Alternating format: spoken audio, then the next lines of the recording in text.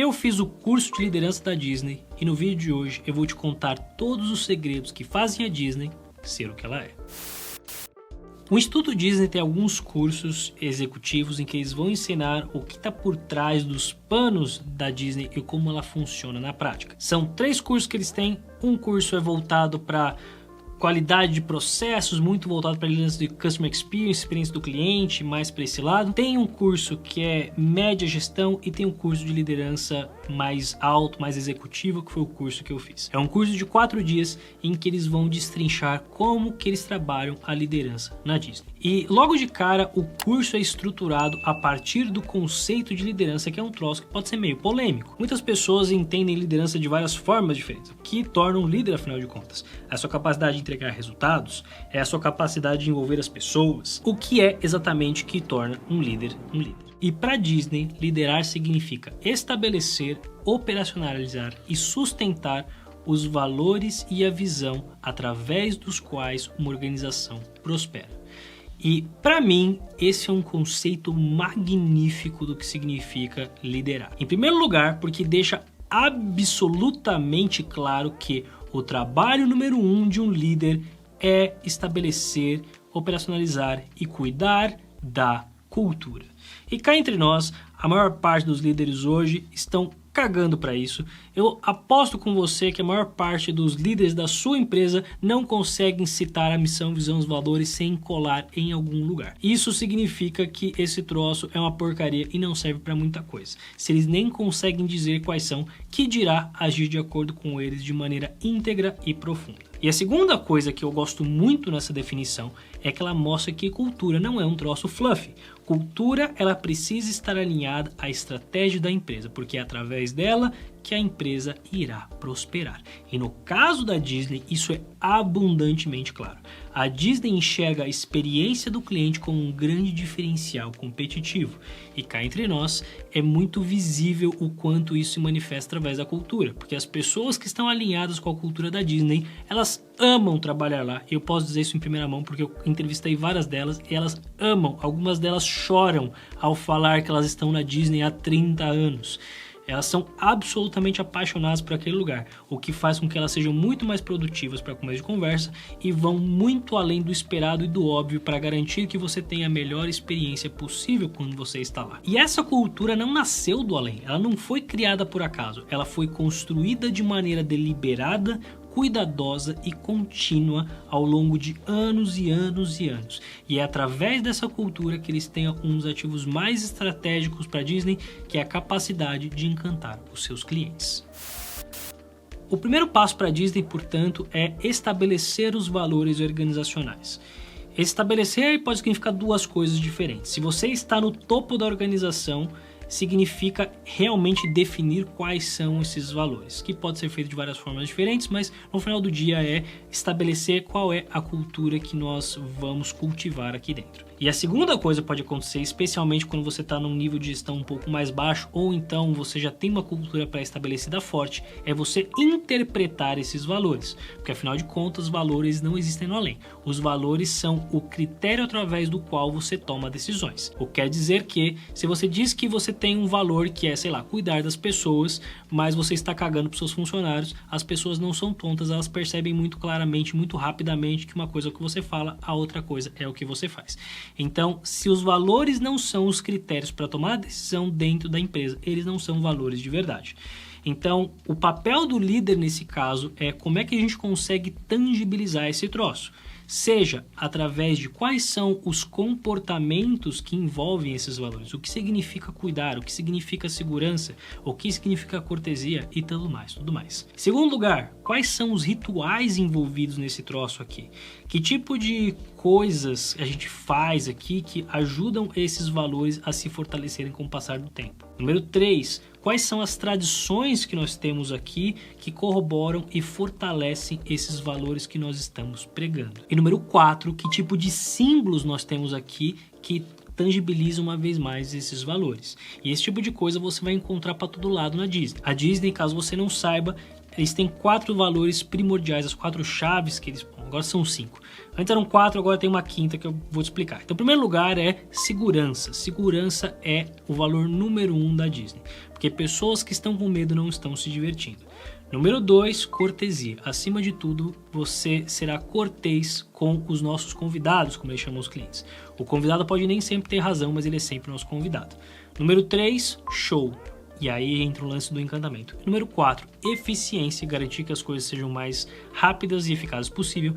E número 5, inclusão, que é uma coisa nova que a Disney colocou aí para guiar os comportamentos. Enfim, o ponto é, existem vários símbolos dessas coisas que você vai poder encontrar e perceber na Disney. Seja no cuidado que eles têm na estruturação do parque e dos cenários, seja nos avisos relacionados à segurança, seja nos protocolos, seja em inúmeras coisas. Então, o papel do líder é ajudar a concretizar da melhor maneira possível quais são esses valores de uma forma que seja tática para as pessoas poderem trabalhar. E uma segunda coisa que é fundamental aqui é exigir que os valores pessoais das pessoas sejam alinhados com os valores organizacionais. Porque quando as coisas estão desalinhadas, o que acontece é que você tem uma perda enorme de produtividade. Porque a pessoa está o tempo inteiro tentando compatibilizar quem ela é com uma organização que não conversa com quem ela é de verdade. Então ela gasta muito esforço para se adequar a um troço que não tem a ver com ela.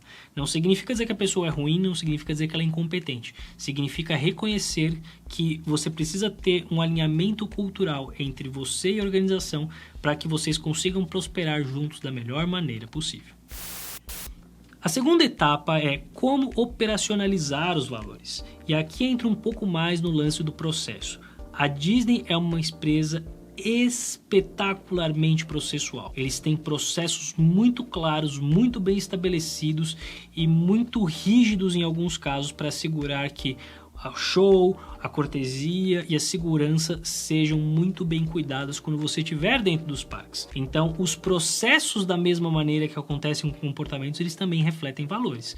Se você, por exemplo, fala que confiança é um valor-chave na sua empresa, mas você exige que a pessoa precise passar por infinitos mil obstáculos para conseguir um reembolso de um café de R$5, provavelmente você não confia tanto assim, ou pelo menos não é isso que o seu processo reflete. Da mesma maneira, se você como cliente tenta resolver um problema na empresa, você liga, manda e-mail, tentou 17 coisas diferentes, você tem uma dificuldade absurda de conseguir resolver um problema simples, isso para você mostra que este processo reflete que a empresa não se importa com você tanto assim.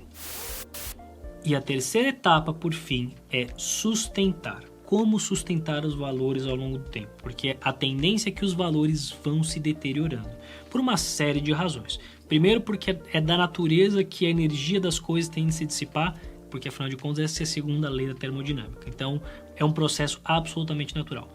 Mas mais do que isso, quando você tem líderes que têm um pequeno desalinhamento entre a cultura local e a cultura da empresa, isso vai de pouquinho em pouquinho deteriorando e minando e destruindo aquela cultura pouco a pouco. Se você não tem um esforço contínuo para manter aquela cultura viva, ela vai morrer. E isso, obviamente, ainda é muito mais marcado quando tem alguém que é visivelmente contra a cultura e destrói aquele troço, pelo menos no seu time interno. Porque, afinal de contas, a cultura local sempre vai prevalecer a cultura geral.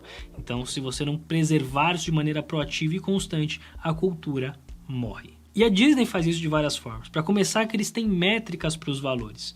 Muitos dos funcionários na linha de frente, eles não têm muita clareza de algumas das métricas um pouco mais orientadas ao negócio, mas eles têm muita clareza sobre o que é esperado deles em termos de comportamento e em termos de cultura. E isso é particularmente importante quando a gente vai para momentos de turbulência. Caso você não tenha parado para pensar nisso, a Disney é uma empresa muito dependente dos seus parques e quando passou pela pandemia, eles tiveram que tomar decisões extremamente difíceis. Em tempos de turbulência, em tempos de dificuldade, aí é a prova de fogo dos valores. Porque é muito fácil você dizer que você se importa com seus funcionários quando tudo vai indo muito bem e todo mundo está ganhando muito dinheiro. Difícil é você mostrar isso quando você tem que demitir 40% da força de trabalho para a empresa não acabar. Nesses momentos é que a gente vê quais valores realmente importam e quais valores não importam. A Disney teve que tomar decisões muito difíceis e talvez alguns vão dizer para você que a cultura saiu um pouco arranhada dessa história, porque eles não tiveram outra alternativa a não ser demitir uma galera durante a pandemia. Muita gente foi recontratada, muitos das tranches de benefícios, né, que você precisa passar 2 anos, X anos ali para conseguir certos benefícios, eles foram mantidos para as pessoas que já estavam lá, ou antes e depois foram recontratadas, mas fato é, eles fizeram o que eles puderam para se manter verdadeiros em relação aos seus valores, e isso foi muito reconhecido por todo mundo que trabalhava lá. André, significa dizer que a Disney é perfeita? Não, claro que não. A Disney ela consegue esse resultado espetacular de encantamento muito em função da sua cultura. Mas eu vou te dizer um negócio que ninguém me falou ali, mas que me chama muito a atenção. A cultura da Disney ela é extremamente viva na linha de frente, mas tem alguma coisa meio estranha na parte mais de cima da organização, que as coisas não se conversam 100%. E lá o Walt Disney ele é muito vivo, se fala muito dele, Walt, porque a inspiração do Walt e tal.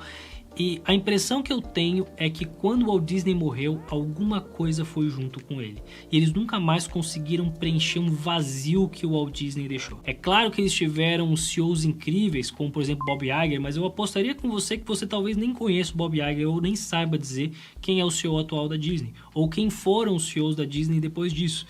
E isso mostra o quanto que a figura do Walt Disney ela tem um peso representativo para a Disney, não só em termos do fundador, mas ele também é uma referência de cultura, de que criou tudo aquilo, e os Imagineers, e toda essa fantasia, essa mágica que tem em volta da Disney, ela tem muito a ver com essa figura.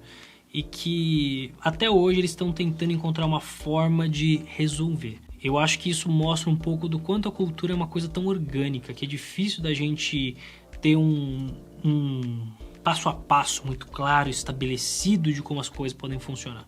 E se cultura organizacional é um tema que você gostaria de se aprofundar mais, dá uma olhada nesse vídeo aqui em que eu vou te dar algumas dicas fundamentais para você cultivar uma cultura excelente na sua organização também.